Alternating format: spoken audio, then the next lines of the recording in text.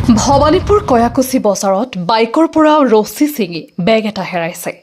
সোণৰ অলংকাৰ সহ বহু সামগ্ৰী নোহোৱা হৈছে। সামগ্ৰীখিনি ঘূৰাই দিয়া ব্যক্তিক ২০,০০০ টকাৰ পুৰস্কাৰ ঘোষণা পৰিয়ালৰ লোকৰ। কয়াকুছি অঞ্চলত সংঘটিত এক দুখজনক ঘটনাই স্থানীয় ৰাইজৰ মাজত চিন্তাৰ সৃষ্টি কৰিছে। পানী মৰিচাপাৰাৰ বাসিন্দা ছানিদুল হকৰ বোৱাৰী জাহিদা খাতুনে হালবাৰীৰ পৰা বাইকযোগে যাত্ৰা কৰি থকা অৱস্থাত তেওঁৰ সৈতে থকা বেগটোৰ ৰছী ছিঙি হেৰাই যায়। এই ঘটনাটো ভৱানীপুৰ কয়াকুছি বজাৰৰ মাজত সংঘটিত হোৱা বুলি পৰিয়ালৰ ফালৰ পৰা জানিবলৈ দিয়া হৈছে। জানিব পৰা মতে বেগটো বাইকৰ সৈতে ৰছীৰে বান্ধি ৰাখিছিল যদিও পথৰ মাজতে ৰছী ছিঙি যোৱাৰ ফলত বেগটো ক'ত পৰি যায় আৰু তাৰ পিছত কোনো সন্ধান পোৱা নগ'ল। পৰিয়ালৰ লোকে স্পষ্ট কৰিছে যে এইটো এটা দুৰ্ঘটনাজনিত হেৰুওৱা ঘটনা, কোনো চুৰি নহয়। হেৰাই যোৱা বেগটো এখন কলা আৰু বগা ৰঙৰ লেডিজ বেগ। ইয়াৰ ভিতৰত আছিল কাপোৰ, কছমেটিক্সৰ সামগ্ৰী আৰু লগতে ১৪ অনা সোণৰ ডিঙিৰ হাৰ আৰু ৫ অনা সোণৰ কাণৰ ফুলি।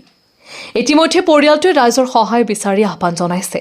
যদি কোনো ব্যক্তিয়ে বেগটো বা তাত থকা সামগ্ৰীসমূহ বিচাৰি পায় তেন্তে 6001216113 অথবা 7896490399 নম্বৰত যোগাযোগ কৰিবলৈ অনুৰোধ জনোৱা হৈছে।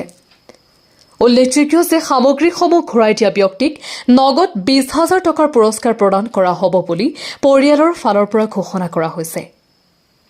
এনে ঘটনাই পুনৰ এবাৰ যাত্ৰাৰ সময়ত সতৰ্কতা অৱলম্বন কৰাৰ প্ৰয়োজনীয়তা স্পষ্ট কৰি তুলিছে। তাৰমানে আজি মই হালবাৰীৰ পৰা কয়াকুছি আমাৰ হাজবেণ্ডৰ ঘৰ কয়াকুছি কলনী বজাৰ। মই হালবাৰীত আমাৰ বাপেকৰ ঘৰৰ পৰা আহি আছোঁ, বাইকত আহি আছিলোঁ ৰাস্তা দি। আহোঁতে বেগৰ ভিতৰত আমাৰ বহুত মোটামুটি ১০,০০০ টকাৰ কাপোৰ আছিল আৰু এটা গলৰ চেইন আছিল আৰু কাণৰ এযোৰ ফুল আছিল। ১৪ আনাৰ গলৰ চেইনটো আৰু ৫ অনা কাণৰ ফুলখিনি বেগৰ ভিতৰৰ পৰা তাৰমানে বেগখন বাইকৰ পৰা ছিঙি কেনে ৰাস্তাত হেৰাইছে। হেৰোৱাটো তাৰমানে ভৱানীপুৰৰ আহি কেনেও বেগটো আমি গাড়ীত দেখা পাইছোঁ। ভৱানীপুৰৰ পৰা আমি কয়াকুছি আহাতে আমি বেগটো তাৰমানে হেৰালোঁ, দেখা পোৱা নাই ক'ত পৰিছে। পিছত কয়াকুছি বজাৰত আহি কেনে গাড়ীৰ পৰা আমি নামি কেনে আৰু বেগখন দেখা পোৱা নাই। যদি কোনোবাই পাইছে তেন্তে আমি নাম্বাৰ কৈ দিম, নাম্বাৰত যোগাযোগ কৰিলে দি দিলেই হ'ল বস্তুখিনি। মই তাৰমানে দেখা নাই ক'ত পৰিছে বা শুনাও নাই, আজি খবৰো পোৱা নাই। যদি কোনোবাই পাইছে ৰাস্তাত বেগখন তেনেহ'লে মোৰ নাম্বাৰ ফোন মাৰি কৈ দিলেই হ'ল, জনোৱা হ'ল। কি গাড়ীত আহি আছিলে? বাইকখনত আহিছিলোঁ, আপাচি। এই লাষ্ট আপুনি ক'ত দেখা পাইছিলে বেগটো? লাষ্ট আমি ভৱানীপুৰ পাৰ হৈ কিনে দেখা পাইছোঁ। ভৱানীপুৰ পাৰ হৈ। বেগটোৰ কালাৰ কেনেকুৱা আছিলে? বেগখনৰ কালাৰ তাৰমানে ক'লা ক'লা বগা বগা এনেকুৱা লেডিজ বেগ। বেগত আৰু কি আছিলে? কাপোৰ আছিলে, আমাৰ এই বস্তু আছিল, কচমেটিক বস্তু আছিল।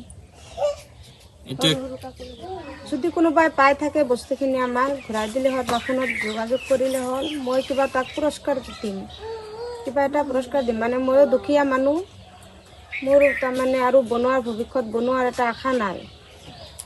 বহুত কষ্ট কৰি বনাইছিলোঁ, সেইকাৰণে যদি কোনোবাই পাইছে তেনেহ'লে মোৰ মহব্বত কৰি কেনে বস্তুখিনি যাতে ঘূৰাই দিয়ে। মই বস্তুখিনি হেৰুৱা কথাটো শুনিছোঁ।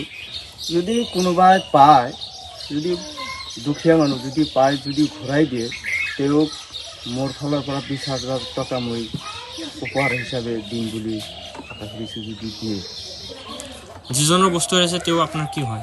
আমাৰ ল'ৰাৰ ঘৈণীক। এতিয়া কি ক'ব যে যিজনে পায় তেওঁ পুৰস্কাৰ দিব বুলি ঘোষণা কৰিছে আপুনি, আৰু কি ক'ব আপুনি? দুখীয়া মানুহ যদি বস্তুখিনি ঘূৰাই দিয়ে, কিন্তু মই আশা কৰোঁ যে আমাৰো মংগল হ'ব আৰু তেওঁৰো মংগল হ'ব বুলি মই ভাবি আছোঁ।